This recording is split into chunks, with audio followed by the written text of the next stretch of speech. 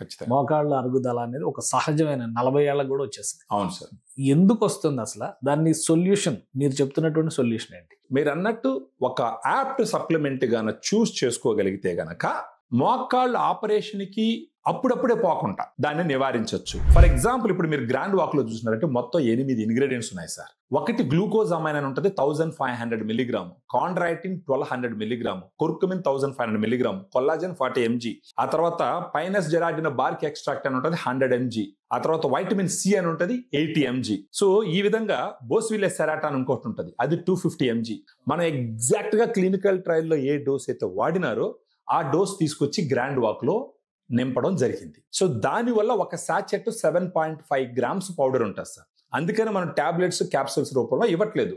Grand walk రోజుకు ఒక sachet లెక్కన ఉదయం కానీ లేదా మధ్యాహ్నం కానీ భోజనం తర్వాత 250 ml వాటర్ అంటే 1/2 లీటర్ నీళ్ళల్లో ఒక glass water full glass water sir, దాంట్లో ఈ పౌడర్ ని బాగా మిక్స్ చేసుకొని రోజుకు ఒకసారి భోజనం తర్వాత తాగుతూ పోతే కనుక మామూలుగా 3 to 6 months వాడినారంటే సిగ్నిఫికెంట్ గా నొప్పులు తగ్గుతాయి సార్. అంటే దట్ మీన్స్ ఏంటంటే అక్కడ ఉన్న కార్టిలేజ్ మళ్ళా ప్రొటెక్షన్ జరిగింది, కరిగిపోకుండా కంట్రోల్ చేసింది.